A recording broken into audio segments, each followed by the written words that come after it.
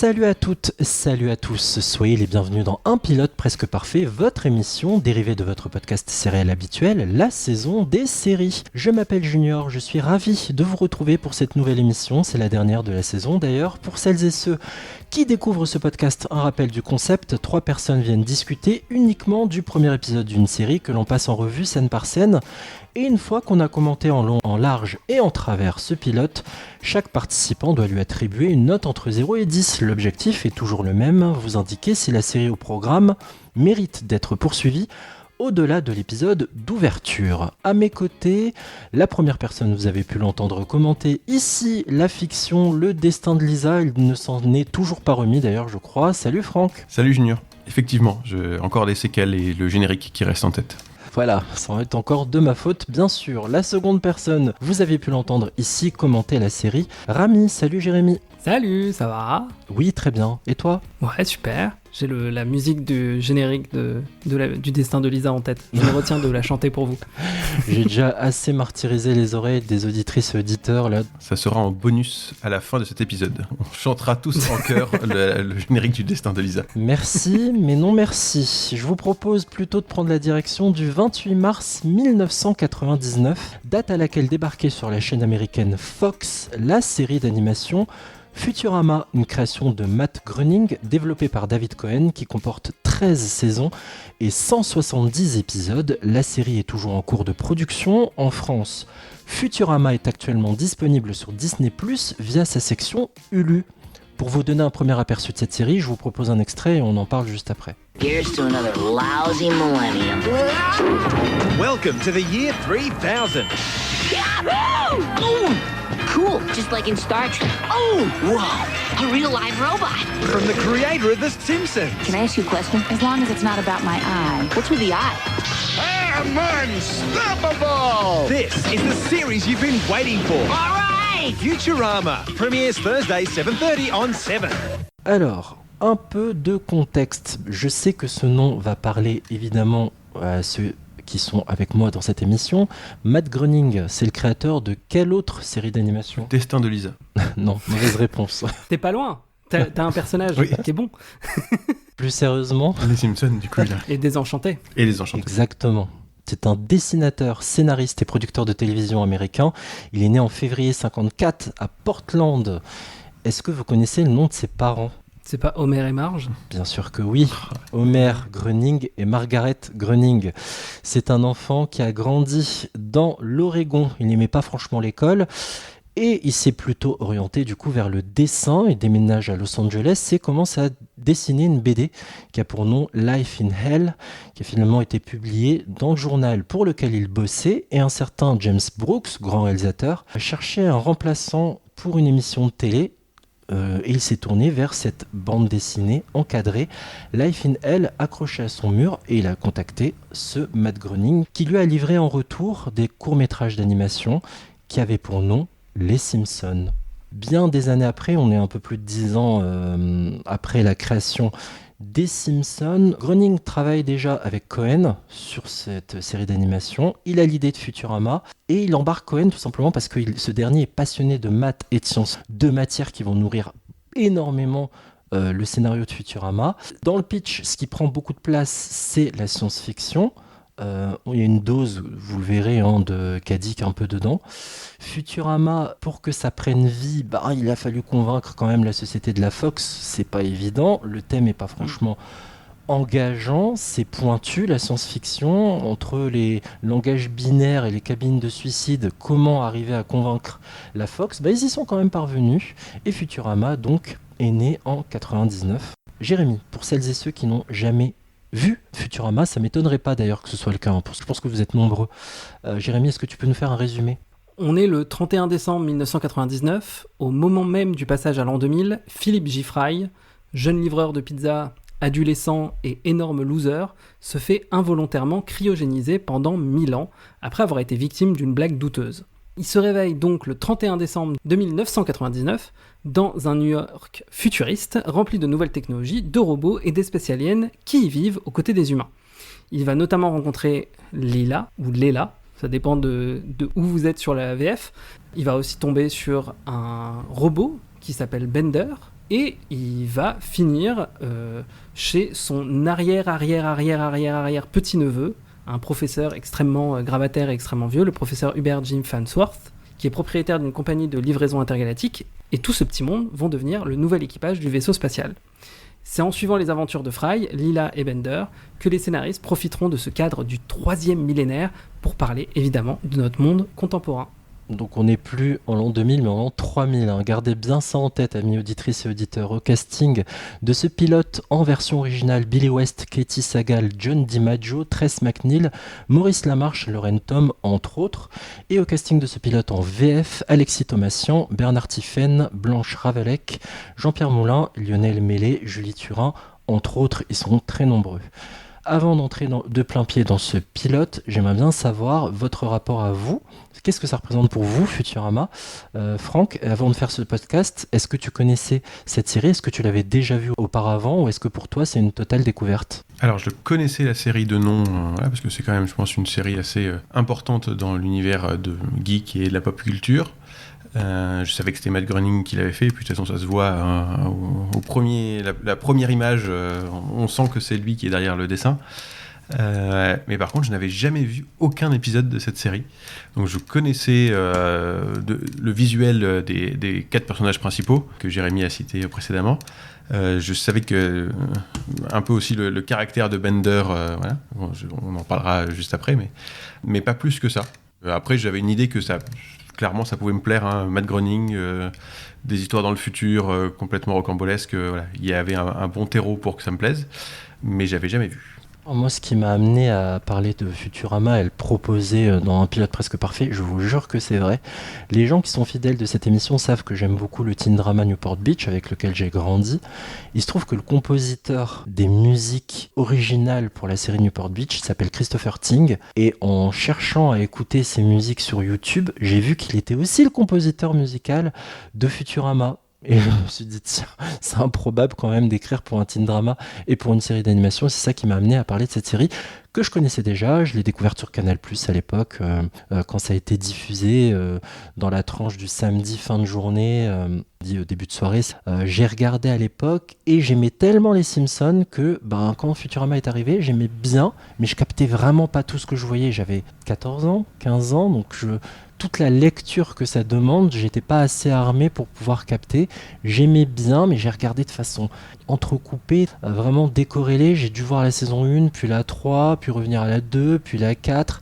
Je pense que Canal+ était très sérieux dans les diffusions et que les chaînes de la TNT l'étaient moins. Je sais que ça s'était passé notamment sur Énergie 12. Donc j'avais un peu du mal à joindre tous les bouts, quoi, et à prendre la série dans le bon sens et la regarder de façon linéaire. Mais je connais bien les personnages, je connais bien leurs traits de caractère. De là à vous parler de tout le lore, de tout l'univers, de comment ça se compose, de comment ils évoluent, je n'ai que des bribes, des morceaux. D'ailleurs, j'étais très étonné de voir que, par exemple, Fry ne tombait pas amoureux tout de suite de Leela, parce que je sais qu'il va avoir des sentiments amoureux aussi pour elle. Mais voilà pour mon rapport avec Futurama, que j'aimais bien d'ailleurs, mais j'ai manqué de régularité dans le visionnage et on n'avait pas de replay à l'époque. Jérémy, ça représente quoi pour toi Futurama ? C'est une série que j'aime beaucoup, que moi j'ai découvert pendant les rediffusions sur Énergie 12 justement, qui était complètement dans le désordre, qui était en plus... c'était la période de la Simpson Mania, donc il y avait des rediffusions sur W9 constantes des épisodes des Simpsons. Les marathons du samedi soir. Exactement, et Énergie 12 faisait pareil avec Futurama. Donc moi j'ai vu, je pense, les 5 premières saisons quasiment en entière, mais de façon déstructurée. Je sais pas trop à quel moment je me suis arrêté. Je sais pas, par exemple, si j'ai vu les saisons 6 et 7, si je suis allé plus loin. Mais ce qui est sûr, c'est que c'est une série que j'aime énormément. L'espace. On pourrait croire qu'il est infini. Mais quand on arrive au bout, un gorille commence à nous balancer des tonneaux.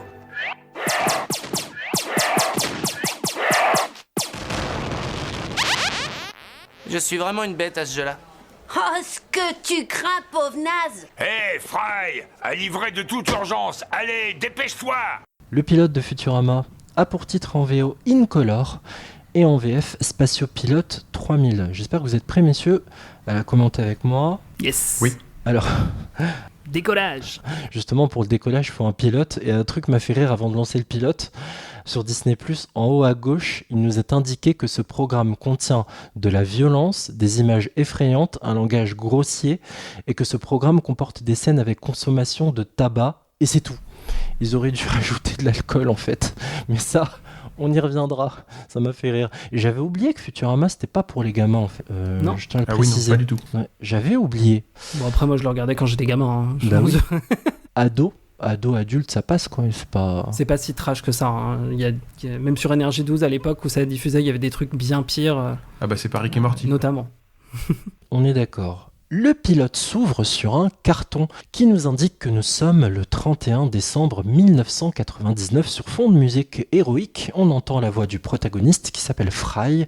Je vous donne son nom pour vous y retrouver, n'oubliez pas. Nous, spectateurs à l'écran, on a une présentation de l'immensité de l'espace via un jeu vidéo d'arcade des années 80 où finalement le voyage en vaisseau dans l'espace peut vite se heurter à un gorille lanceur de tonneaux.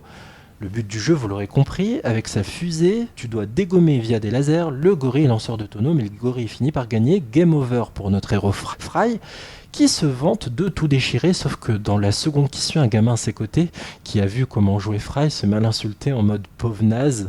La caméra recule et on découvre le patron de Fry qui le missionne d'aller livrer une pizza, et on comprend ainsi le taf de Fry, livreur de pizza. Il y a une indication sur le logo de la boîte à pizza. Ne donnez surtout pas de pourboire au livreur. Fry, blasé, la récupère et s'apprête à effectuer sa livraison. Mais déjà, il y a tellement de détails dans tous les sens. Ça va être pareil pendant tout l'épisode. Rien que l'intro, c'est déjà une intro hommage à Star Trek. Ouais. Sur les premiers mots de Fry, c'est clairement les mots de Kirk au début de Star Trek. Et après, ça fait un hommage entre Space Invaders, Donkey Kong, et il s'est passé 10 secondes et il y a déjà 3 références. Et en fait, après, ça ne s'arrête pas pendant toute la série. Enfin, en tout cas, pendant tout l'épisode. Et en 1 minute, en fait, pendant toute la séquence, on a déjà la parfaite introduction de qui est Fry. C'est un loser, il déteste sa vie. Déjà, il a pas grand chose à perdre. Il est vraiment au bout de sa vie, quoi. Et peut-être qu'il va faire du vaisseau spatial. Et ce qui est intéressant aussi de voir, j'y reviendrai plus tard, c'est la cruauté de l'emploi qu'il fait. Parce que déjà, il ne doit pas gagner des mille et des cents, et en plus, son employeur est sur son dos, indirectement, en précisant ne lui donnez surtout pas de pourboire à ce crétin de livreur. C'est bon, quoi. Ça en dit long, je trouve, sur le comment la série parle du monde du travail, ce que j'ai beaucoup aimé, on va y revenir.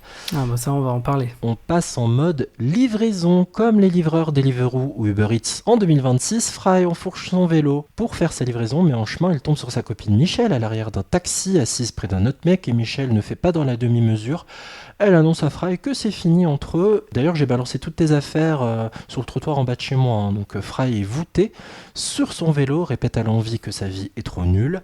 Pendant que les gens font la fête dans les rues de New York, il attache tranquillement son vélo. Fry, quand il arrive à destination, il remarque qu'il y a une affiche du New York Post. En l'an 2000, les défaitistes sont des optimistes mais prudents. Sauf que quand il monte, il rejoint le lieu de la livraison, un vieux monsieur lui pique son vélo. Fry ne remarque absolument rien. Fry frappe à la porte avec une affiche sur laquelle on peut lire cryogénie appliquée, panne de courant depuis 97. Fry entre, tombe sur plusieurs cabines, certaines sont vides, d'autres avec des gens dedans. Là par contre les amis, j'ai besoin de votre regard, j'ai un peu bloqué sur le fait que lui n'est pas bloqué. Comment ça se fait qu'il n'ait pas peur de voir des gens cryogénisés et qu'il n'y a pas de mouvement de recul en mode oh, mais qu'est-ce qui se passe dans cette salle? Je pense qu'il est tellement blasé et puis un peu bête qu'il se pose même pas de questions, quoi. Il est juste là pour livrer sa pizza, c'est le nouvel an, il a pas envie d'être là, il fait son taf et il se rend même pas compte de où il est vraiment, hein. Oui, puis après, du coup, quand il se rend compte qu'en plus c'est une blague, une mauvaise blague en fait qu'on lui fait, ça le dépite encore plus. Et puis du coup, il s'amuse sur sa petite chaise là, et il regarde vraiment pas du tout autour de lui, quoi. Oui, en effet, hein, il regarde le papier avec les indications. Il est censé livrer le monsieur qui s'appelle « Il s'est fait avoir ». Fry trouve la blague nulle, se pose, sirote une bière en se balançant sur sa chaise. Il se balance. On est en plein sur le décompte des 10 dernières secondes avant le passage de l'an 2000. Fry chute en arrière, belle chute. Il tombe dans la cabine cryogénique avec une bière à la main et il se retrouve enfermé pendant 1000 ans. dans cette cabine, ce qui est programmé automatiquement. Et là, on a un plan fixe sur Fry qui est congelé en premier plan. Et en arrière-plan, on voit les jours, les semaines, les mois, les buildings de New York qui sont détruits par des guerres diverses, des destructions, des replantations, des reconstructions plus modernes. 1000 ans sont passés et Fry sort, il baille. Et en se retournant, il tombe sur le futur, une ville colorée, avec ses grandes tours futuristes, des objets volants dans tous les sens. Et il se lamente un peu, notre ami Fry, en mode « Mais si je suis dans le futur, je verrai plus mes amis, ma famille, ma copine, mes collègues ?» Mais en fait, il se lamente pas tant que ça, puisqu'il hurle de joie. Votre regard là-dessus, sur cette scène, Jérémy ? C'est trop bien. Déjà, en plus, il y a plein de détails qui, là, au pilote où on en est, on s'en rend pas compte, mais au moment où Fry tombe dans la cabine, on peut voir une sorte d'ombre d'un extraterrestre qui est celle d'un personnage qui arrivera peut-être une saison ou 2 saisons plus tard. Déjà, ils ont commencé à placer des éléments de l'histoire. Je sais même pas s'ils savaient à ce moment-là ce qu'ils allaient faire, mais déjà, ils mettent en place quand même pas mal de petites choses. C'est très très drôle, quoi. Il s'est fait avoir. En VO, c'est I see Weiner. C'est je vois un zizi. Oui. C'est vraiment bête. C'est fou qu'il l'ait même pas vu avant. Et tu vois vraiment que Fry, il est blasé, quoi. En VF, il dit qu'il pensait être le seul à faire ce genre de blague idiote. En VO, ça va même plus loin. Il pensait qu'à ce stade de sa vie, c'est lui qui ferait ce genre de blague idiote. Donc il a quand même s'il est un peu bête, il a quand même de l'ambition. Il avait envie que sa vie soit un peu différente. Et il se rend compte que sa vie est nulle. Oui, il est immature. Mais il est quand même complètement blasé. Et surtout, en fait, là, quand il va boire sa bière juste avant de rentrer dans le sas, il boit pour ce millénaire qui s'annonce lamentable. Mais pour lui, il attend rien de ce nouveau millénaire de l'année 2000, de la même manière que le millénaire précédent, il lui a rien apporté et qu'il était tout aussi décevant, quoi. Franck ? Ce plan, moi, j'ai beaucoup aimé ce plan là, du coup, effectivement, où on voit en arrière-plan, sur le second plan, ce time-lapse de 1000 ans, avec des guerres qui arrivent, des extraterrestres qui arrivent, la nature qui reprend le dessus. Hop, après, il y a une sorte de construction médiévale, il y a une nouvelle guerre. Vraiment, il y a un univers qui est créé derrière, alors que nous, on verra. Enfin, pour l'instant, on ne sait pas du tout si on aura des informations sur ça après, quoi. Mais je trouve que c'est un joli plan. C'est une jolie manière de montrer que on avance 1000 ans après. Ça nous montre encore, Fry, il est complètement blasé. Enfin, je veux dire, il aurait pu devenir complètement péter un câble sur le fait qu'il vient de se passer 1000 ans, alors que pour lui, ça a passé une fraction de seconde, quoi. C'est-à-dire qu'il a continué à boire sa bière dans le même mouvement. Et au contraire, il se dit, j'avais une vie nulle, elle est plus là. J'aurais peut-être pas une vie mieux, mais déjà cette vie nulle-là, elle sera partie, quoi. Elle sera peut-être un peu moins nulle. Et en fait, je vous posais cette question par rapport au fait qu'il ne panique pas ou quoi, parce que je trouve quand même, quand on regarde quelques épisodes après, le côté froussard, il est là, en fait, chez lui. Il a un vrai côté froussard qui s'installe. Dès qu'il y a le moindre danger, si Léla n'est pas là pour le sauver, voilà, quoi, il flippe. Il a juste un peu plus de courage en compagnie de ses 2 autres compagnons. 3 autres, d'ailleurs, il y en a d'autres qui vont s'ajouter au fur et à mesure. Mais bon, j'étais assez étonné de le voir comme ça, en fait. C'est peut-être que son côté froussard est arrivé après le pilote, en fait. Mais il y a pas mal de choses, on en reparlera aussi, mais il y a des petits détails aussi sur les personnages, des caractéristiques dans les personnages qu'on retrouve pas forcément dans les épisodes suivants. Très bien. Comme vous le savez, on respecte la structure du pilote, et là, il se trouve qu'à ce moment même, le générique de Futurama se lance.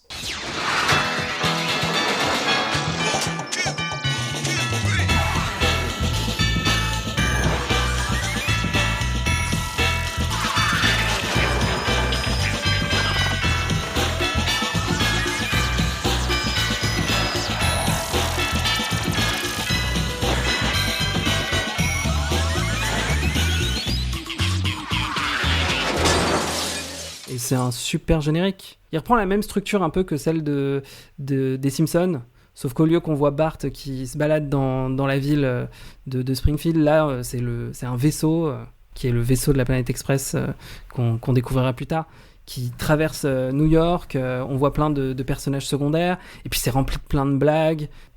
Les épisodes commencent toujours avec une blague. Là, la blague ici, c'est que c'est un épisode en couleur. À la fin, il y a toujours un petit dessin animé d'ouverture. Ici, c'est des vieux dessins animés. Des fois, on a du Betty Boop. Là, c'est Little Buck Cheeser de la MGM, qui est sorti en 1937. Et puis voilà, et puis il y a plein aussi d'écritures en alphabet extraterrestre. Et le dernier truc vachement cool, c'est la musique, qui est inspirée de Psycho Rock, un compositeur français qui s'appelle Pierre-Henry et qui a été enregistré en 1967. Et vraiment, je vous conseille de l'écouter, c'est quasiment la même chose en un peu plus lent que le générique de Futurama. C'est très très drôle. Ma question est un peu culottée, mais est-ce qu'on est sur un générique culte? Bien sûr que les Simpsons sont indéboulonnables, mais est-ce qu'on peut aussi la mettre dans cette catégorie-là? Pour moi, totalement. C'est le générique, la musique du générique, c'est le thème de Futurama. C'est d'ailleurs quand Fry découvre le futur, la musique retentit, elle retentira plusieurs fois.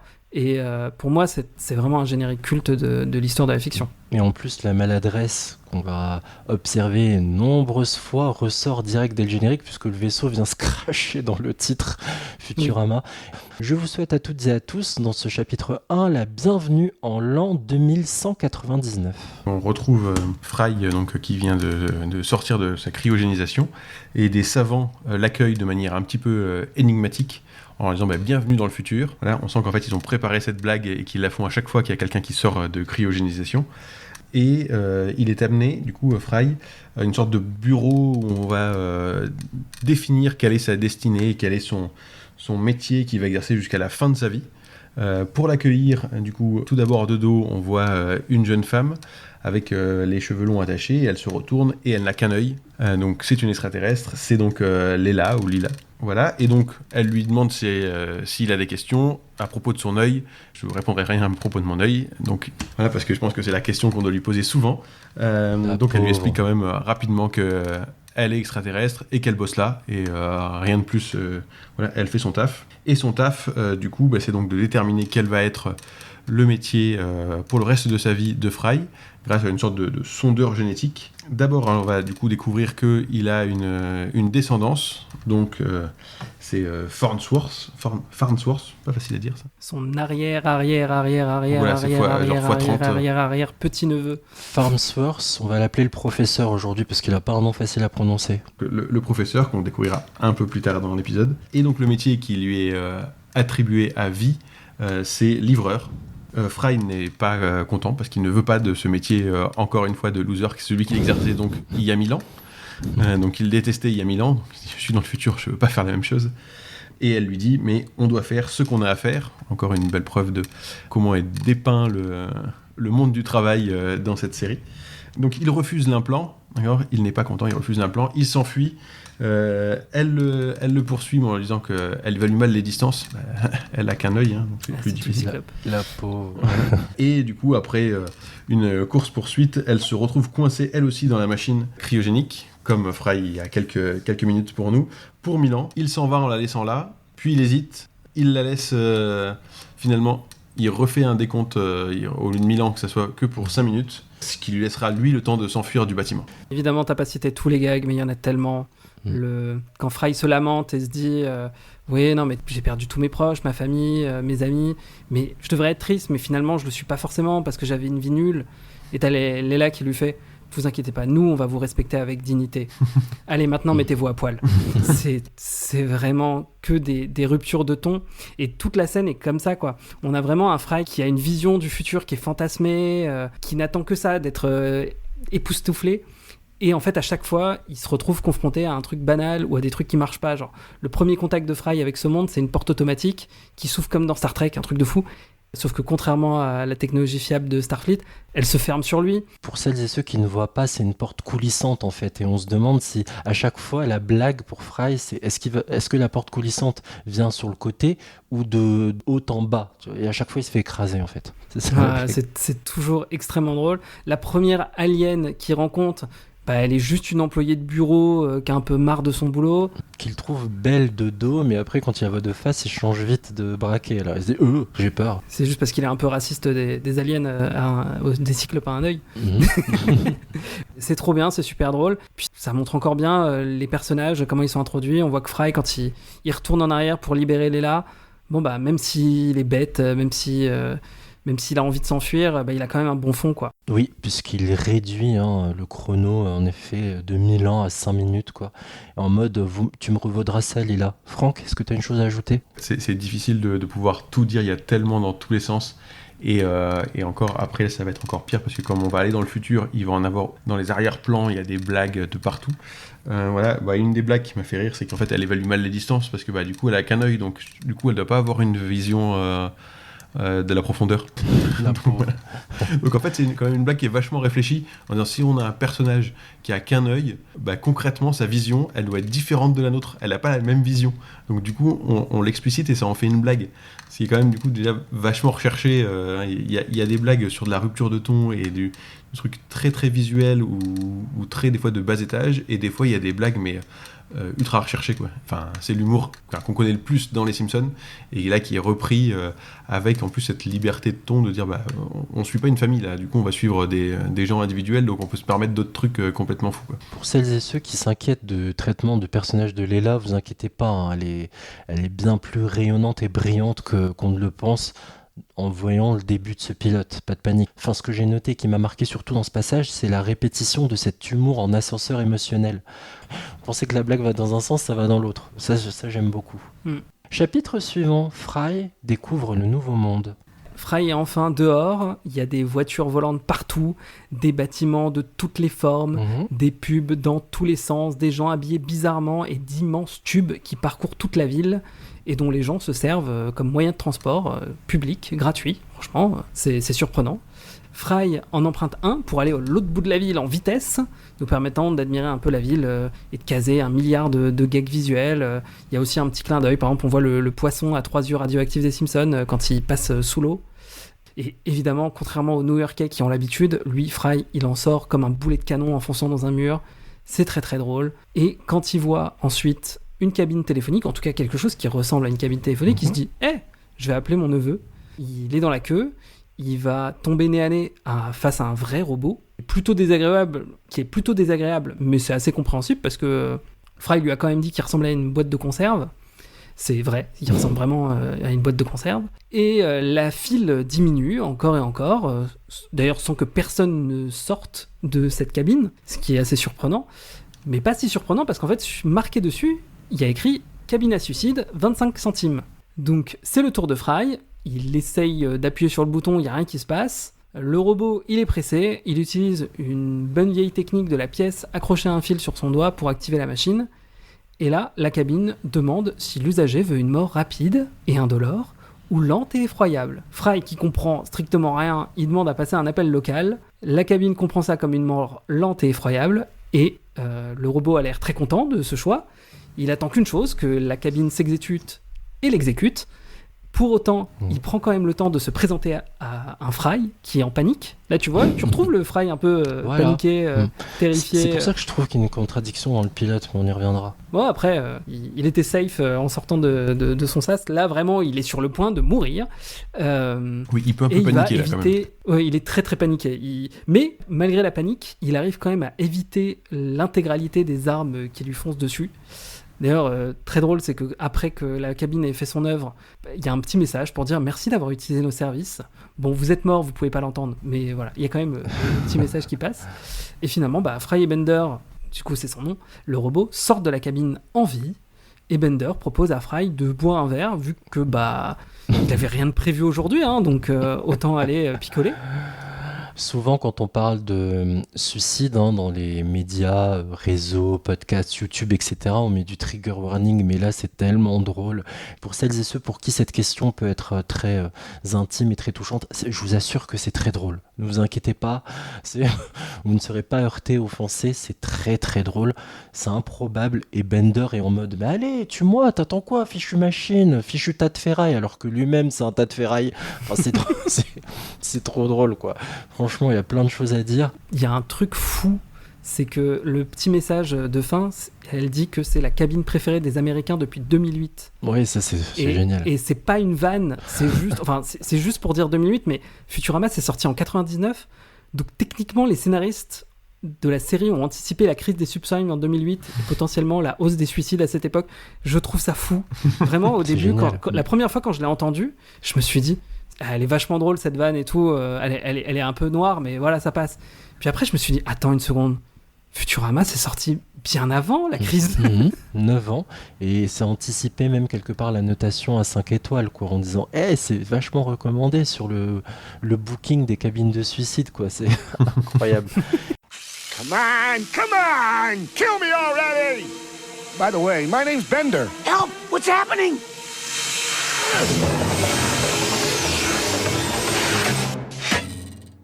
You are now dead. Thank you for using Stop and Drop, America's favorite suicide booth since 2008. Lousy, stinking rip-off. Well, I didn't have anything else planned for today. Let's go get drunk! J'aimerais aussi quand même qu'on parle de deux choses, à la fois de ce passage sur la cabine de suicide et aussi sur le nouveau monde que découvrent Fry et Frank. J'aimerais bien t'entendre là-dessus. Qu'est-ce que tu as ressenti en voyant tout ce truc comme ça, toutes ces tours, toutes ces voitures, tous ces véhicules, tous ces moyens de transport, tous ces gens différents, enfin voilà. Bah là du coup ça permet de nous montrer en fait la multitude de choses qu'il y aura à voir dans ce futur. Voilà. Et c'est un peu du coup une sorte de lettre d'intention qui nous dit bah voilà tout ce qu'il y a dans ce nouvel univers qu'on va pouvoir explorer avec cette série. On va pouvoir aller voir tout ça en faisant des références à des choses que vous connaissez. Effectivement, il y a le poisson à 3 yeux des Simpsons. Et voilà la richesse de l'univers qu'on vous propose. Je pense que quand c'est sorti, une bonne partie des gens, pour pas dire tout le monde, l'a regardé parce que c'était la nouvelle création du créateur des Simpsons. Et là, il dit bah voilà, du coup là je suis en train de vous montrer qu'est-ce qu'on va faire. On va aller ailleurs. Je vais pas juste faire les Simpsons dans le futur. Il va avoir des mécaniques qui sont les mêmes parce que c'est les mécaniques qui sont les siennes et qui seront les mêmes aussi dans Désenchanté bien plus tard. Mais là, du coup, c'est une lettre ouverte qui dit voilà ce qui va se passer. Venez regarder ce monde ouvert là. Il va y avoir plein de choses à regarder et avec. Je pense qu'il faut regarder 3-4 fois pour voir toutes les vannes qu'il peut avoir dans tous les sens. Moi, j'étais profondément marqué. J'ai rarement ressenti ça. Ça va peut-être vous parler, mais Monstres et compagnie avec le ballet des portes. Voilà, j'ai ressenti un peu ça avec en voyant tout ce nouveau New York, qui nous fait découvrir une partie de la map du jeu vidéo, quoi. Ça fourmille de partout, c'est riche, ça a l'air de demander de nombreuses semaines, de nombreux mois pour tout visiter, comme le New York d'aujourd'hui, en fait. Ça m'a beaucoup plu. Et puis la scène où t'as Fry qui marche de profil et tu vois vraiment le New York qui est tout autour de lui. Moi, j'ai l'impression qu'on n'a jamais eu de plan comme ça dans Futurama ensuite. C'est vraiment uniquement pour le pilote, uniquement pour te dire là, on a mis le budget de fou dans cette scène et ça marche. Comme tu l'as dit, Franck, il y a 1 milliard de détails. Mais moi, il y a un truc qui m'a marqué en revoyant cette scène et en revoyant cette ville, c'est que, ok, il y a un skin... alors j'ai fait des recherches. J'ai demandé à ma copine, c'est plutôt de l'atome punk, le style des bâtiments. Ce côté un peu vision du futur des années 50, mais aujourd'hui. Mais ce que je trouve très drôle, c'est que cette rue new-yorkaise futuriste, elle est terriblement contemporaine en fait. Rien n'a vraiment changé. Tu retires le skin, les voitures sont toujours proéminentes dans l'espace public. T'as des pubs partout. Certaines pubs sont même cassées. Il y en a qui sont superposés. Enfin, je trouve ça vraiment hilarant à quel point ce futur ressemble à notre quotidien, juste en un peu plus loufoque, quoi. Bah, après, c'est comme la cabine à suicide. Au final, c'est une blague qui pouvait passer en 99, mais qui marcherait plus maintenant. Parce qu'en fait, on n'a plus de cabine téléphonique. Donc, il n'y aurait plus de cabine... personne, il n'y a plus de cabine téléphonique, ça n'existe plus. Enfin, c'est une relique pour les gens. Donc du coup, c'est rigolo d'avoir ça qui est censé être le futur. Ça vaut pour plein de fictions. Je suis en train de regarder Person of Interest, la machine communique avec les héros, pour celles et ceux qui ont vu la série, via des cabines téléphoniques. Donc bon... Ouais.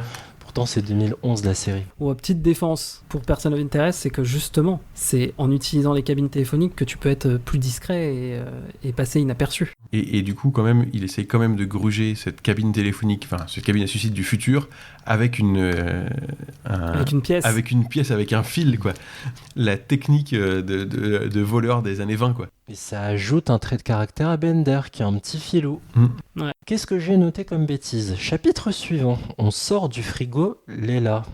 Leela sort enfin de la cabine cryogénisée, enfermée pendant 5 minutes. Elle va dans le bureau de son patron pour faire un rapport sur ce qu'elle a subi.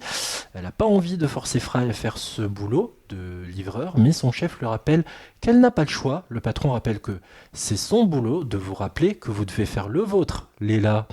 Allez, au travail. Le boss adore son taf, mais il a pas l'air de glander grand-chose. Hein. Je sais pas ce que vous en avez pensé, Franck. Ah bah oui, encore une fois, ça nous remontre quelle est la vision du monde du travail. Mon boulot, c'est vraiment de vous rappeler de faire le vôtre, mais moi j'ai pas d'autre taf que juste de faire ça. Et lui par contre ça lui plaît. C'est encore une illustration de la place du monde du travail dans cette série, quoi. Ça va vous faire rire, mais véridique, à force de commenter des pilotes, comme vous le savez, je deviens zinzin. Ça me rappelle le pilote d'Emily in Paris, où en fait, Emily, quand elle débarque dans la capitale française, il y a ce choc culturel de « moi, je vis pour travailler ». Nous, on travaille pour vivre et s'en sortir en France, alors que les Américains sont très dans le « on vit pour travailler », quoi, on vit pour travailler. Et c'est aussi ce que je trouve raconte ce pilote de Futurama. Non, ça m'a juste surpris que tu parles de Emily in Paris sur un truc de Futurama, mais ok. Et juste, est-ce qu'on peut renoter la petite blague des savants qui refont la même blague quand Leila se réveille? Ils lui refont Bienvenue dans le futur. C'est-à-dire qu'en fait, les mecs attendent juste qu'il y ait des gars qui se réveillent de la cryogénisation pour faire la même blague. Ils n'ont vraiment rien à foutre de leur vie. Bienvenue dans le monde de demain. Vous êtes très théâtral. Voilà. Chapitre suivant, je l'ai baptisé « À consommer avec modération », bien sûr. On retrouve Bender aux côtés de Fry. Bender a une liqueur de malt à la main. Il est totalement bourré au point de rôter du feu. Fry comprend pas pourquoi un robot a besoin de picoler. Ils font connaissance et on apprend que Bender, son métier à lui, c'est tordeur. Il est programmé pour tordre des barres métalliques. Il est excellent dans son métier, mais il n'a pas supporté d'apprendre l'issue de ces barres métalliques, ce qu'on en faisait quand il les tordait. Ce qu'on en faisait, c'est qu'on les transformait en cabine à suicide. Bender avale littéralement sa bouteille de liqueur de malt, il se lève et se barre pour se suicider, évidemment. Fry l'en empêche et lui dit que « Attends, t'es mon seul ami ici !» Et Bender est ok avec l'idée de devenir ami, mais je te préviens, on est en 99, je le rappelle, on n'est pas robosexuel, hein, donc si on te demande pourquoi on traîne ensemble, tu es mon débugger, ok? Fry repère devant la déventure Lila, la cyclope. Pour Bender, qui grossit ses yeux en mode jumelle, t'inquiète pas mec, elle peut pas nous capter, sauf que Lila les capte dans le bar et demande des renforts qui sont en réalité juste à côté d'elle, je me trompe pas. Oui, ils sont vraiment juste à côté, ils sont là. On sera là dans 5 minutes. On ne pourra intervenir que dans 5 minutes. Vous êtes là. Ça aussi, ça dénonce quelque chose. Je dis ça juste comme ça. Fry, ouais. Tu vas parler de politique dans un podcast de série? Réfléchissez à ce que ça dénonce. Toujours lire entre les lignes dans ce podcast. Fry et Bender fuient jusqu'à rejoindre un musée gratos le mardi, jour de notre enregistrement, ça tombe bien. Les deux héros se planquent dans le musée des têtes et tombent sur des têtes vivantes enfermées dans un bocal. Ok ? Retenez bien cette information, des têtes vivantes enfermées dans un bocal. Parce que sinon, ce que je vais vous raconter, vous allez dire, mais qu'est-ce qu'il raconte Junior, il a fumé.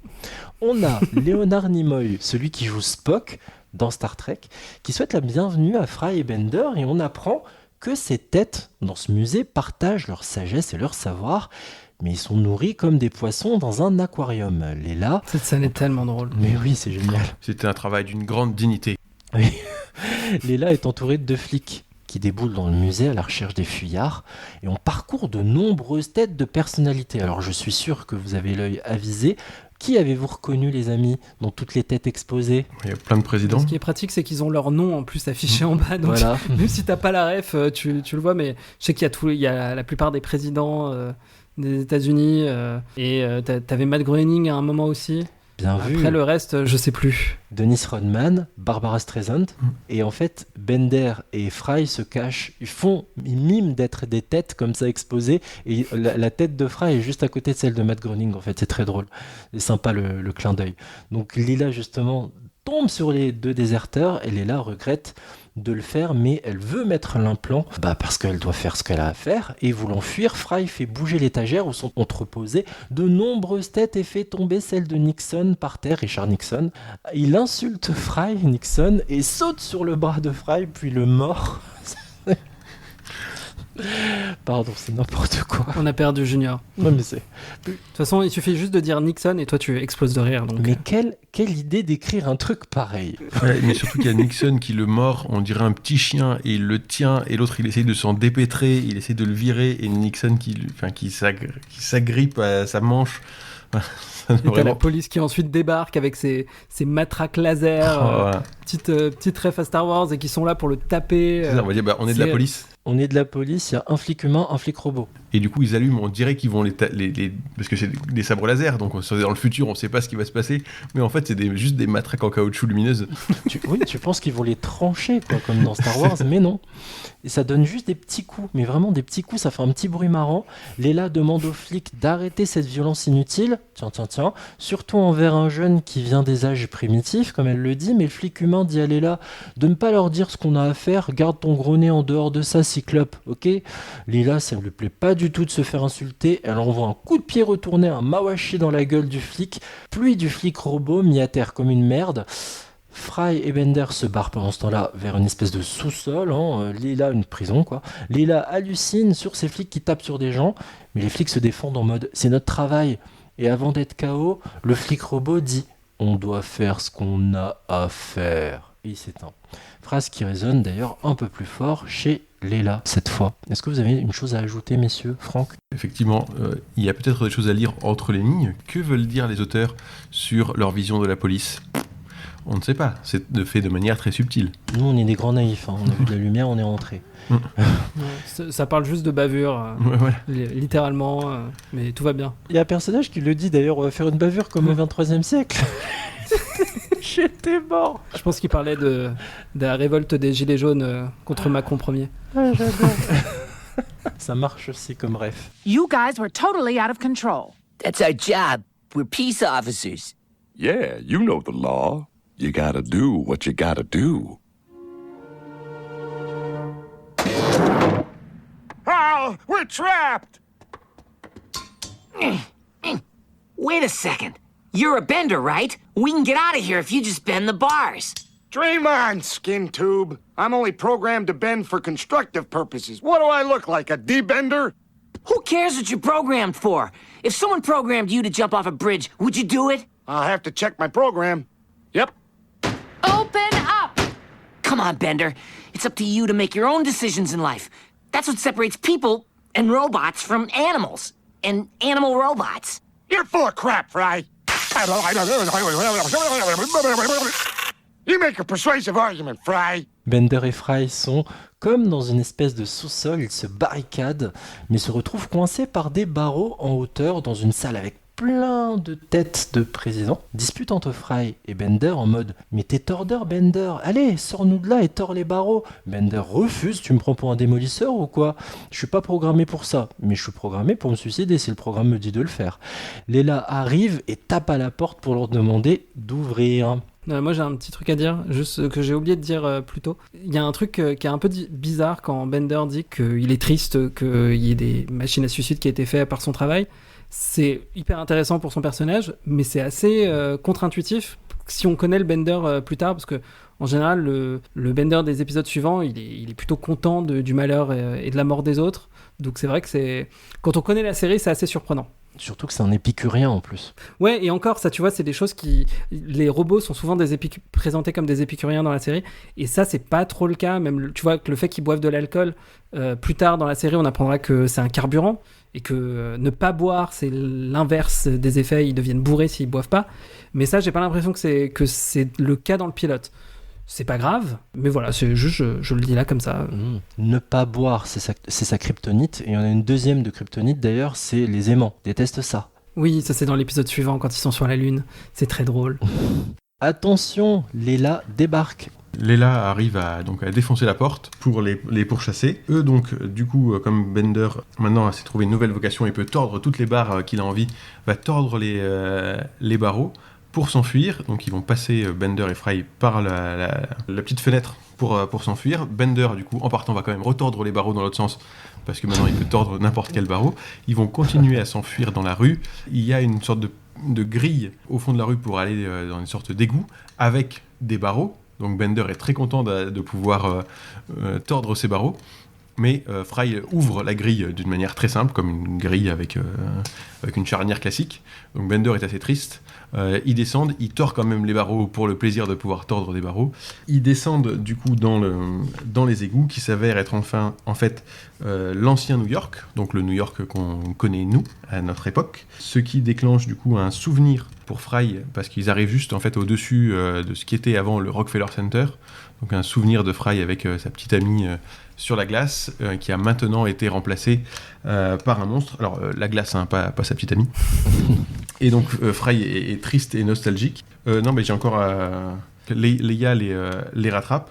Et elle leur dit qu'elle aussi, elle est une extraterrestre seule et abandonnée, parce que lui, comme Fry, il se sent seul à ce moment-là. Et donc Fry, à ce moment-là, va abandonner cette poursuite. Et dire, en fait, du coup, tu peux faire ce que tu veux et me mettre cet implant pour que je devienne livreur. Et c'est à ce moment-là, sur un revirement de situation, que Leia enlève son propre implant, parce qu'elle en a marre, en fait, de devoir faire ce qu'elle a à faire. Et elle ne veut plus de cette vie-là. Et du coup, ils vont tous les trois devenir des déserteurs. Quelle va être leur solution, parce que du coup ils n'auront plus de travail. La solution proposée par Fry, c'est d'aller voir le professeur, son arrière x30 petit-neveu. Il fait vraiment flipper le pistolet de Leila. Je l'ai appelé le pistolet poinçonneur, moi. C'est vraiment... c'est flippant, cette dent-là qui rentre dans ta paume de ta main, mon Dieu. Moi j'ai noté que c'est une scène qui scelle un début d'amitié, une amitié naissante entre ces trois personnages. Est-ce que vous l'avez perçu ainsi, Jérémy ? C'est un vrai moment d'émotion quand Fry dit ça y est, j'abandonne, vas-y, j'accepte mon sort. Enfin, et que Leila aussi lui dit non mais attends, moi aussi je sais ce que c'est d'être seule, j'ai été abandonnée, je suis la seule de mon espèce, il y a personne, il y a aucun cyclope, aucune alien cyclope comme moi. C'est vraiment émouvant et c'est quelque chose que la série nous proposera souvent, des moments vraiment où on va peut-être avoir une petite larme qui coule, quoi. C'est pas que de l'humour. Ça peut paraître idiot aussi, mais doucement et sûrement, pardon, je vais sortir une phrase cucu, mais c'est un hymne à la tolérance aussi, parce qu'il y a rien qui est censé rassembler ces trois personnages principaux, rien. Et pourtant, ils vont devenir hyper proches et hyper soudés. Il y a un truc qui les rapproche, c'est que chacun déteste son travail assigné, qu'on leur a assigné. Ce sont tous les trois des travailleurs heureuses que le système a broyé, a usé. A broyé, ouais. C'est de la solidarité de classe. Voilà. Oh là là. Waouh. Tant de politique dans ce podcast. On est loin d'LVMH, là. Donc, allez. Il fait chaud chez vous aussi, là On en est où dans le podcast ? Faut rallumer le ventilo. Je suis sous les toits, je peux pas trop me plaindre. Donc, on se rend tous chez le professeur. Donc tout le monde débarque chez le professeur Entworth, je dis une fois, qui ne sait pas ce qui lui arrive. C'est un vieil homme qui regardait la télé en pyjama, qui d'un coup, voilà, il y a un robot, une cyclope et un mec qui s'annonce être son oncle, alors qu'il n'a pas d'oncle. Ils font un rapide test ADN. Et oui, Fry est bel et bien son oncle. Donc le professeur décide de leur montrer son atelier. Il est bien plus intéressé à leur montrer sa collection de câbles plutôt que son vaisseau intergalactique qu'il a conçu lui-même. Et ça tombe bien qu'il y a un vaisseau sur place parce que la police est à la porte, ils sont armés. Et bien que toujours en pyjama, le prof et toute la bande décident de fuir dans le vaisseau qui sera piloté par Leila. Fry a juste réussi à se faire couler un café. Bravo à lui. C'est le nouvel an. Pile au moment du décollage, les feux d'artifice perturbent les tirs de la police. C'est fait un spectacle magnifique. C'est trop beau. Ouais, ils arrivent à s'enfuir à plusieurs planètes. Je crois qu'on voit Mars à un moment, donc on voit que c'est un vaisseau qui va très très vite, très très loin. Ils sont là tous à se dire, en fait, on va devoir devenir des fugitifs toute notre vie. Et c'est là que le prof leur propose de devenir les nouveaux membres de son équipage. L'ancien a disparu mystérieusement, posez pas de questions. Et il a conservé leur puce d'assignation du travail. C'est là que l'on apprend que la compagnie du professeur, c'est une entreprise de livraison. Fry sera donc livreur. Il sera Youpi. responsable de l'acheminement des cargaisons jusqu'à leur destination finale. Exactement. Ce qui veut dire... Livreur. Tout ça pour financer des recherches scientifiques, parce qu'en fait... le professeur est habillé en pyjama, c'est trop drôle, mais la veste qu'il a par-dessus, c'est censé être aussi une veste de scientifique. Mais dans ce pilote, enfin dans les épisodes qui suivent, je le vois beaucoup dormir plus qu'autre chose, c'est assez drôle. Il travaille des fois, il crée des inventions. Elles marchent pas toujours, mais... Et d'ailleurs, le professeur traite son ancien équipage en VF de FDP. Je vais pas prononcer la phrase en entier, mais vous aurez compris. Je sais pas ce qui s'est passé. On a le background de ce qui s'est passé avec l'ancien équipage ou pas ? Oui, on sait, il y a un épisode plus tard où en fait ils devaient faire une livraison sur une planète ruche avec des guêpes et ils sont tous morts pendant cette livraison. Mais pourquoi ils les insultent Est-ce que c'est une transformation de la VF ou tu vois une adaptation qui est mal faite ou... Je sais plus. Si, je crois. Je sais plus comment c'est en VO. Mais je crois qu'aussi, ouais, il est pas très sympa non plus avec son ancien équipage. Bon. Qui sont juste morts, en fait, les pauvres. Les pauvres, bah ouais. L'empathie sera pour une autre fois. Franck, sur cette conclusion. Jérémy l'a expliqué, mais il y a une scène, quand il présente son atelier, en fait, c'est un plan un peu serré où on voit juste le professeur et son atelier, son tabouret, son petit tiroir où il y a ses câbles qui l'intéressent vraiment beaucoup. Et après, il dit « et mon vaisseau intergalactique ». Et d'un coup, le plan recule et en fait, il y a un vaisseau immense dans la même pièce nous, on n'avait pas vu parce que du coup, c'était pas montré. Mais d'un coup, ça montre et un vaisseau. Et en fait, il n'en a vraiment rien à faire. Et je trouve que c'est vraiment très drôle. En fait, il se focalise vraiment sur les détails, alors que ce qui pourrait les sauver, c'est juste à côté, et lui, il s'en fiche complètement, quoi. Et ça, ce décalage-là me fait vraiment mourir de rire, quoi. Il y a un côté inspecteur gadget qui est toujours un peu à côté de la plaque et qui s'en sort miraculeusement et qui arrive à coincer les méchants tout aussi miraculeusement. J'adore ce genre de personnage, moi, tu sais, des perdants magnifiques, des maladroits, mais extrêmement dangereux dans leur activité. Pour prendre une autre référence qui parle à tout le monde aussi, c'est OSS 117. Voilà. Il y a un peu de ça aussi. Je suis complètement à côté de la plaque, mais j'arrive quand même à mes fins et ma mission elle est accomplie à l'arrivée, donc c'est très cool. J'en ai sorti des refs improbables, mais j'espère que je suis cohérent par rapport à ce dont on parle. Non, mais c'est logique, ça paraît logique jusque-là. Oui. Il s'appelle Hubert comme OSS 117, donc tout va bien. En plus. Et ce que j'aime bien après, c'est qu'il y a un cycle il y a un nouveau compte à rebours du Nouvel An. Cette fois dans le futur, donc on voit des races extraterrestres aussi, et qui va nous lancer sur c'est le début de la nouvelle aventure. Là, on a fait un épisode pilote pour vous poser le cadre, et maintenant, les aventures vont commencer, on fait un décompte, on part dans l'espace, une symbolique de... Voilà. Et qui est un rappel du début de l'épisode où Fry rentre avant qu'il rentre dans le sas. C'est trop beau, les feux d'artifice et les lasers lancés par la police, en fait, l'addition des deux rend la scène sublime. Franchement, je trouve qu'en effet, comme le précisait Jérémy, il y a des moyens qui ont été mis dans ce pilote, quoi, et ça se voit dans le rendu. Je sais pas si on l'a assez dit, mais c'est un pilote extrêmement coloré. C'est pas du tout sombre, c'est lumineux, même s'il y a des choses dramatiques à base de cabines de suicide, etc. Mais c'est très lumineux, contrairement à l'ancien New York de 99. Donc rien que pour ça, si vous adorez les couleurs, les belles couleurs, faut y aller aussi. C'est ainsi que s'achève le pilote de Futurama. Avant de nous donner nos notes sur ce pilote, quelques infos. Juste après, un extrait. Et ici, c'est mon atelier. Là, c'est ma table de travail, et je m'assieds sur ce tabouret. Cet engin-là, c'est mon vaisseau intergalactique. Et dans ce tiroir, je conserve des câblages de toutes les longueurs.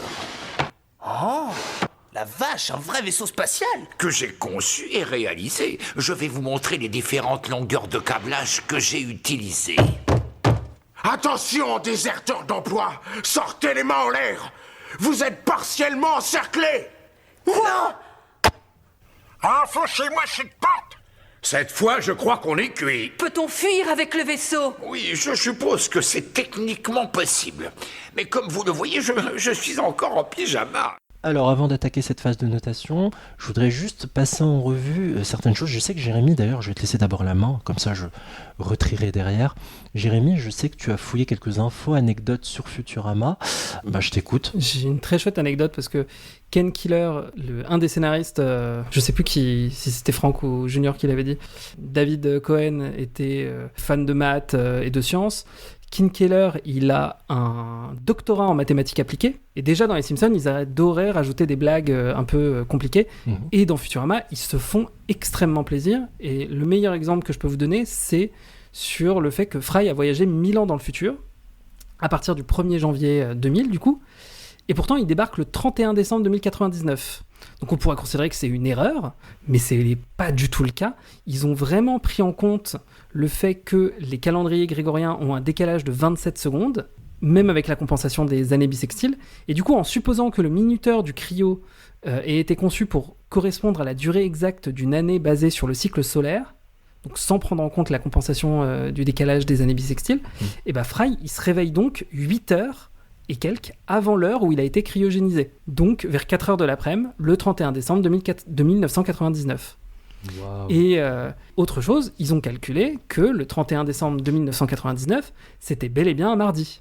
Ils l'ont calculé, et c'est pour ça que... C'est pas pour ça qu'on l'enregistre aujourd'hui, ça c'est un hasard du calendrier, mais c'est pour ça que le musée est gratuit le mardi. Ils avaient prévu ça.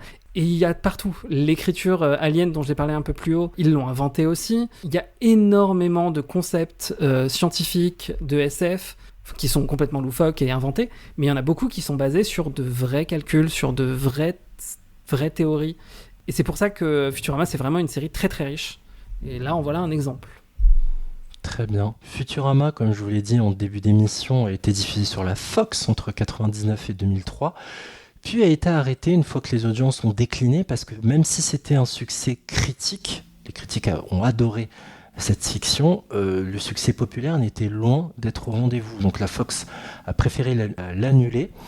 Sauf qu'à l'époque, des fans purs et durs de ce programme se sont mobilisés, un peu comme dans les années 60 avec Star Trek pour ressusciter la série. Les fans de Futurama se sont réunis à travers des forums, à l'époque il n'y avait pas de réseaux sociaux, pour que la série puisse être à nouveau diffusée. Et ça a payé, puisqu'il y a eu une nouvelle diffusion de 4 téléfilms entre 2007 et 2009, qui ont été plus tard remontés pour former la 5e saison de Futurama. Donc on a eu une nouvelle diffusion sur Comédie Centrale entre 2008 et 2013, puis elle a été à nouveau annulée. Enfin, ça a été vraiment une histoire d'annulation et de revival. Elle a fini par renaître en 2023, 10 ans après, sur la plateforme Hulu qui appartient à Disney. C'est pour ça qu'elle est sur Disney+ en France. Et depuis l'an dernier, elle est diffusée sur l'une des filiales de la Fox, la FXX. C'est une chaîne qui diffuse uniquement des programmes en fait pour adultes. Voilà un peu pour tout ce chemin un peu chaotique quelque part que la série a pu connaître. Le fait que vous voyez aussi l'évolution de la qualité de l'animation aussi qui peut être observée, parce que les dessins évidemment dans les années 2020 sont pas du tout les mêmes que ceux de 1999. C'est beaucoup plus beau, beaucoup plus léché, amélioré tout simplement avec les moyens d'aujourd'hui. Et en même temps, déjà en 99, ils utilisaient beaucoup la 3D avec des textures redessinées par-dessus pour les vaisseaux, pour les objets un peu plus compliqués. Et ce qui n'était pas forcément quelque chose qui était beaucoup fait à l'époque, en 99, en 2000. Encore une fois, en avance sur son temps. C'est ce que tu soulignes, Jérémy. En août 2026, on y est d'ailleurs. Ce mois-ci est en train d'être diffusé sur Hulu à raison d'un épisode par semaine, la 14e saison de Futurama. Si vous avez été attentif dans l'introduction, je vous disais qu'elle était en cours. Donc ça se confirme. Là, dans le courant du mois d'août et le courant du mois de septembre, vous aurez droit à une 14e saison. J'ai consulté pas mal de forums et j'ai vu que les gens étaient plutôt déçus. Évidemment, plus ça s'éternise, plus c'est difficile de tenir la dragée haute, et que les saisons 12 et 13 étaient assez décevantes et qu'ils avaient du mal à retrouver la tonalité et l'humour qu'il y a pu avoir dans les saisons précédentes. Ça se ressent par bribes, par quelques petits morceaux ici ou là dans certains épisodes, mais c'est dur de garder la qualité de l'humour aussi de cette série. Je sais pas si, pour donner envie à nos amis auditrices et auditeurs, Jérémy, quels sont les autres thèmes aussi qui sont abordés dans Futurama pour ceux qui ont envie de continuer derrière et de creuser? Il y en a une tonne. Enfin, chaque épisode, c'est un côté très Star Trek, Doctor Who, avec chaque épisode un nouveau concept, même plusieurs concepts qui vont ensuite être développés. Ce que je trouve intéressant, c'est que ça reste quand même une sitcom avec des personnages bien marqués qui vont évoluer un petit peu. On reste sur un statu quo en général, mais on va avoir la relation entre Fry et Leela qui va évoluer au fur et à mesure. Fry qui va tomber amoureux de Leela et Leela qui va tomber amoureuse de lui au fur et à mesure. Il y a beaucoup d'épisodes qui tournent autour de cette relation. Mais en fait, c'est une satire. De la même manière que les Simpsons sont une satire des États-Unis, Futurama aussi, c'est une satire des États-Unis, de notre monde, mais avec ce côté de SF plus loufoque qui permet d'aller plus loin, de parler de réchauffement climatique, d'enchaîner les références. Et des mouvements de la société actuelle. Quand ils sont revenus en 2023, ils sont venus parler de vaccination, de pandémie, de cancel culture et même de streaming. Ils n'ont pas peur de parler de ce qui fait débat, de ce qui fait société dans les années 2020 aussi. Et en prenant aussi pour appui... Du coup, ce que je disais un peu plus tôt dans l'épisode, c'est pas la même structure. Les Simpsons, on suit une famille américaine. Alors que là, on suit trois personnages. Alors après, est-ce qu'ils auront des liens plus proches, voilà, mais en tout cas, c'est 3 célibataires. Ou 4, parce que du coup, il y a le professeur aussi. Mais 4 célibataires. Puis il y en a d'autres encore dans la société qui apparaîtront après. Voilà, pour l'instant, les 4 qu'on voit, c'est que des célibataires. Il y a un vague lien de famille entre Fry et son arrière-petite-neveu. Mais c'est tout. Alors que du coup, il y a cette comparaison avec les Simpsons où là, c'est vraiment, on suit quand même la famille américaine et c'est qu'est-ce qui peut arriver à une famille américaine. Là, c'est qu'est-ce qui peut arriver du coup à des personnes célibataires, des femmes, des minorités parce qu'on est aux robots ou extraterrestres ou d'un ancien temps. Ça permet d'aller plus loin aussi dans les représentations et de parler du présent sous couvert du futur. Et comme on a des personnages aussi asiates, j'oublie son nom, pardon, c'est terrible, mais celle qui arrive en fait juste après, qui est l'assistante du professeur. Amy Wong. Voilà. On a le boss de Leela qui est d'origine indienne. Enfin, il y a aussi déjà ce travail de diversité, ou même des personnages plus bizarres, hein, comme celui qui se prend pour un médecin. Ouais, Zoidberg, voilà, il est trop bizarre lui. Qui est un docteur des humains, mais qui n'a pas l'air de savoir vraiment comment fonctionne un humain. Non. Et qui est une sorte de homard anthropomorphique. Qui est hilarant. C'est à mourir de rire. Il y a une scène dans l'épisode suivant où il demande d'ouvrir la bouche de Fry. Fry ouvre la bouche et il lui dit mais non, mais pas cette bouche, l'autre. Et Fry qui dit je comprends pas, j'ai qu'une seule bouche. Il y a des sous-entendus derrière qui sont trop drôles, quoi. Pour vous dire à quel point cette série était géniale, sachez qu'elle a été récompensée. Non pas d'un Golden Globe, mais de Emmy Awards, notamment pour la meilleure performance doublage-voix pour Maurice Lamarche, et surtout, un prix encore plus prestigieux, celui de l'Emmy Awards du meilleur programme d'animation. C'est un prix qu'ils ont obtenu en 2011. C'est pas rien quand même. On arrive à la phase de notation dans ce pilote presque parfait. Après tout ce qu'on a dit sur ce Spatiopilote 3000, je vous écoute pour votre note et la justification de celle-ci avec une appréciation globale de ses forces et ses faiblesses. Le coefficient 3, je le donne à Franck. Voilà.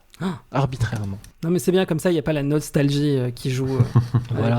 Attends, je fais le rappel des notes, bien sûr. 0 inadmissible, 1 exécrable, 2 très mauvais, 3 mauvais, 4 insuffisant, 5 moyen, 6 satisfaisant, 7 bon, 8 très bon, 9 exceptionnel et 10 parfait. Alors je t'écoute Jérémy, quelle note coefficient 2 tu donnes à ce pilote de Futurama? Attention, je vais faire une dinguerie, comme on dit dans le jargon.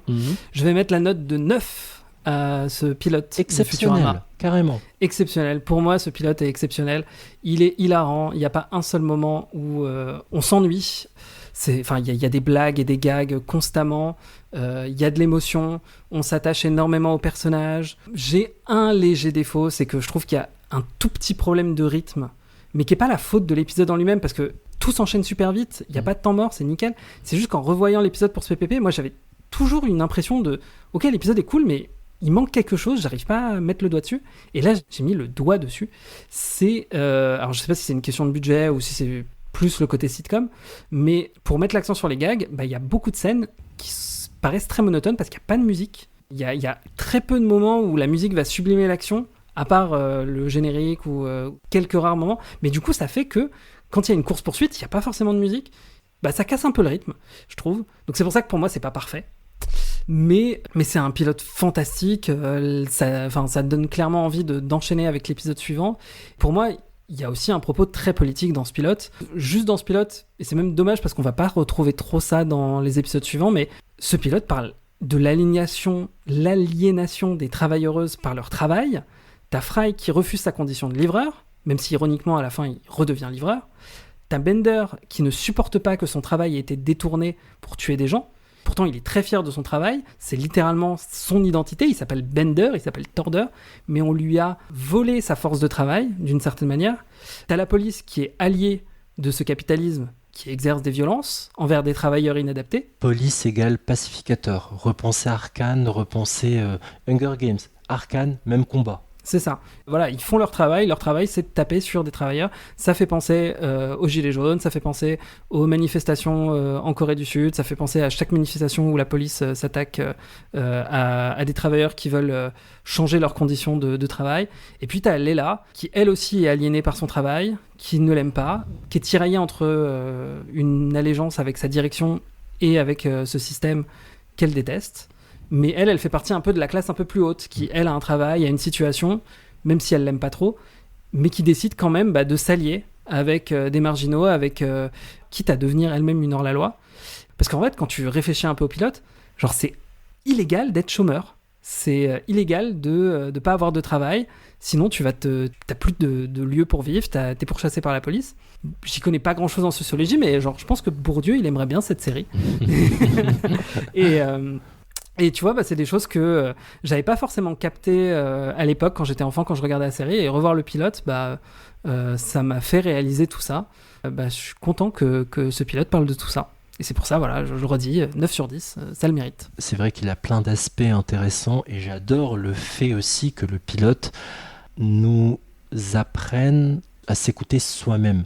Notre petite voix intérieure, qu'est-ce qu'elle dit ? Parce qu'elle fait ce métier depuis des années en pilote automatique, Léla, et elle a envie d'en sortir.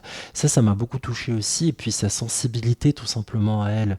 C'est un personnage super sensible, en fait, qui est très humaine, quelque part, même si c'est une extraterrestre. Elle dit, ton histoire me touche, elle fait écho à la mienne. Peut-être qu'on devrait s'inventer une autre vie d'aventure loin de cette obligation à tout prix de se défoncer, de se tuer au travail sans avoir tout ça pour une retraite minable. J'aime beaucoup ça. J'anticipe un peu, je suis désolé sur mon avis, mais je vais laisser la parole à Franck. Donc je retiens 9 pour Jérémy. Ta note sur ce pilote de Futurama, Franck ? Je pense que je vais pas être très original et je suis parti aussi sur 9. Ah, mais vous êtes généreux, dis donc. C'est moi qui vais être encore le salaud dans l'histoire. Vas-y, mais Franck. on fait exprès. Oh, j'en ai marre. On tient à ce que tu gardes ce rôle. Ouais, parce qu'en fait, alors comme j'ai dit moi au début, j'ai découvert cette série-là, alors avec forcément des bons a priori, il y a quand même une série où il y a 13 saisons, mais avec des échos plutôt positifs dans la pop culture, voilà, l'existence de Bender, et tous les personnages, je savais qu'ils existaient, parce que il y a aussi beaucoup de saisons sur le destin de Lisa, mais c'est pas une preuve que la série est bien. Si on reprend sur ce qu'on attend, en tout cas moi ce que j'attends d'un pilote, c'est que ça me montre l'univers qu'on va voir, les personnages qu'on va voir, quelles sont les thématiques qu'on va aborder, ou en tout cas une idée des thématiques qu'on va aborder, parce que sur 13 saisons, forcément, il va y avoir des tonnes de thématiques, mais quel est l'axe qu'on va avoir, vers quoi on va aller, etc. Et ce pilote, en fait, ça me le donne. Dès le début, oui. On a le personnage principal, donc qui va être, en tout cas qui nous est montré, c'est Fry, et il va avoir des alliés qu'il va rencontrer. On voit, comme on a dit, il y a ce plan où on voit toute la ville avec la richesse de l'univers, donc on sait qu'on va être dans un univers ultra florissant, où on va aller pouvoir voir plein de planètes, plein de choses différentes. On a la caractérisation quand même déjà des 4 personnages principaux, dès le début, donc Fry, dès les premières secondes, c'est un loser. Voilà. Léla, dès le début aussi, elle va être en rébellion contre...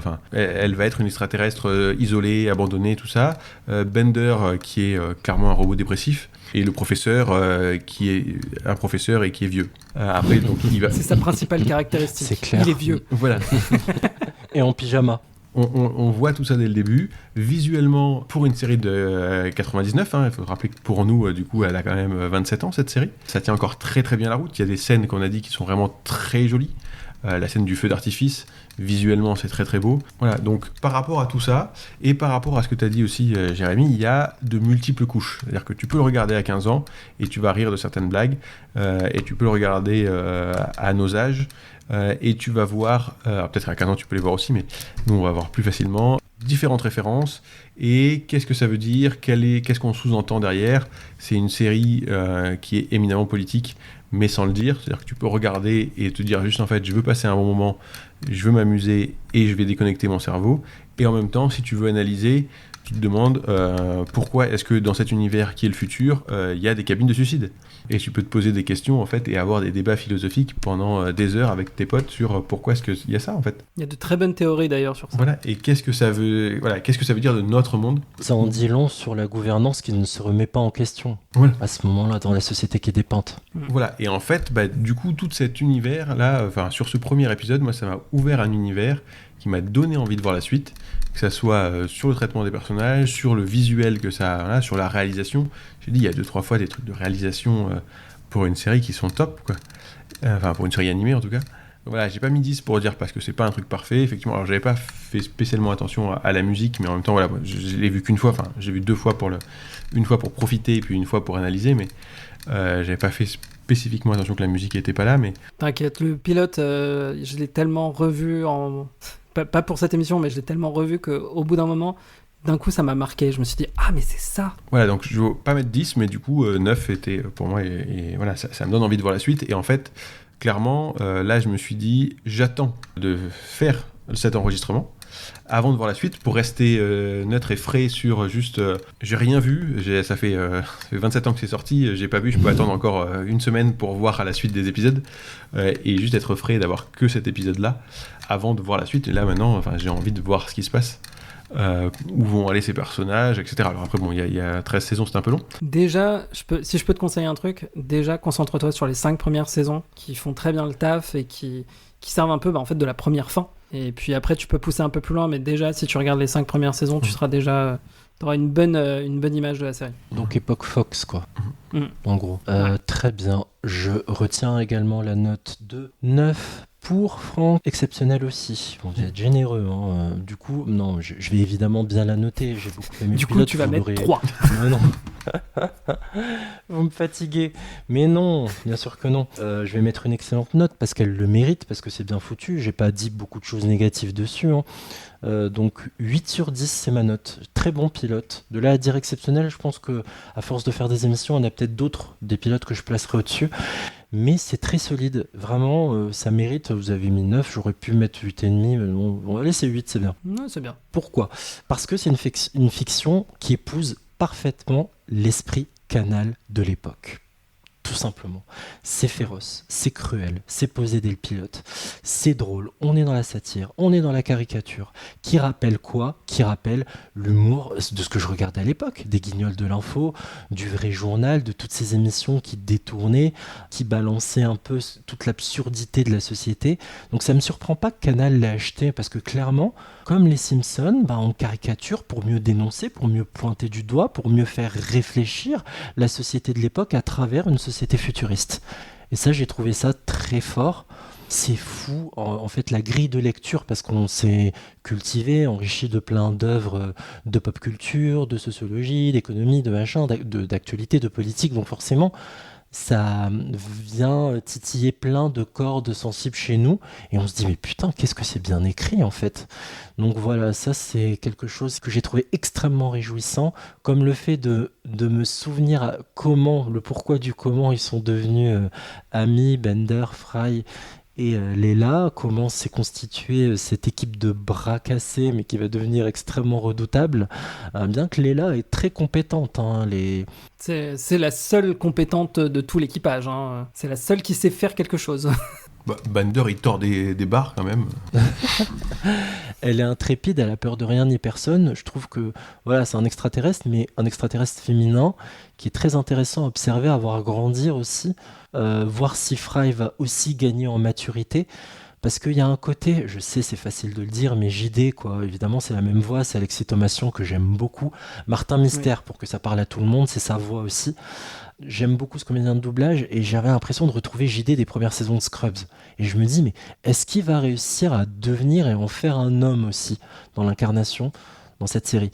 Donc voilà, je trouve que c'est extrêmement réjouissant. Ça faisait un moment que j'avais pas kiffé autant un pilote. Donc c'est la raison pour laquelle je lui mets 8. C'est vrai qu'on n'a pas parlé rapidement des voix de doublage en français. Il y a quand même des voix assez exceptionnelles, hein, donc comme tu viens de le dire, du coup Alexis Thomasian, voilà, et après il y a quand même Bernard Tiffen, voilà, qui a l'habitude d'être la voix de Christopher Walken et Chuck Norris. Qui fait la voix de Bender et du Dr Zoidberg. Voilà, et Jean-Pierre Moulin, qui est la voix d'Anthony Hopkins et celle de Jack Nicholson. Et qui prend vraiment une sorte de petite voix de professeur tournesol complètement halluciné. Si le casting VF de Futurama vous intéresse, il y a une excellente vidéo de Mr. Fox dessus, d'1h30 à peu près, qui est très complète et qui est excellente. Parce que la VF a eu toute une histoire aussi, avec les rachats, avec les trucs, donc je vous la conseille énormément. Par pitié, dites-moi qu'ils ont essayé, dans la mesure du possible, le seul... Pardon, on va rester dans le macabre, mais les seuls changements que je tolère, c'est quand il y a décès. Ce sont des choses qui arrivent, les années passent, voilà. C'est la seule chose que je tolère, moi, les choix artistiques en mode « Je suis le nouveau directeur artistique, je me récupère Futurama, pardon. Alors, c'était qui la voix de Bender? La voix de Chuck Norris? Ah non, j'en veux plus, on la change. » Ça me gonfle. J'ai une mauvaise nouvelle à t'annoncer. Sur Bender, en plus? sur tout le monde. Non.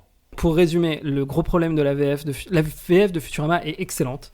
Mais elle a un énorme problème dont la vidéo parle énormément. Il n'y a pas de Bible. Et la Bible, dans une VF, c'est ce qui permet de marquer dans le marbre qui sont les acteurs pour tel personnage, les termes qui reviennent régulièrement. Et la série ne fait pas cet effort-là, la VF ne fait pas cet effort-là. Les directeurs artistiques qui se sont succédés ne font pas cet effort-là. Et c'est un gros problème. Il y a parfois, entre la saison 4 et pour la saison 4 et la saison 5, il y a un changement de casting pour quasiment tout le monde, sauf pour Fry et pour le professeur Hubert. Dans les films qui ont suivi, tu as aussi un casting différent. Le langage est un peu différent aussi. Bref, c'est un gros bordel. Vraiment, je vous conseille de regarder la vidéo de Mr. Fox qui est sur YouTube. Est-ce que tu as regardé en VO Alors, j'ai regardé le pilote en VO. C'est ce qui m'a permis de pouvoir comparer et regarder un peu avec truc. La VO est excellente, hein. Parce que ça me décourage de me plonger dans la VF. Les changements de voix, ça va me saouler. Ça va me rappeler Friends saison 9, ça va me saouler. C'est la conclusion un peu de la série, quoi. C'est la VF, moi j'y suis énormément attaché, je la trouve excellente. Mais c'est vrai que tu vas louper parfois quelques blagues. Même dans ce pilote, il y avait une blague. Parfois, il y a des blagues qui sont moins bien. Si vous voulez une expérience vraiment linéaire, qui est nickel, regardez-la en VO. Ça marche. Si vous êtes attaché à la VF, comme moi, regardez en VF et puis mettez des sous-titres en anglais. Bon, je suis tiraillé là. Je suis tiraillé parce que je voulais vraiment mater en VF, mais là, si tu m'annonces ça va me gonfler.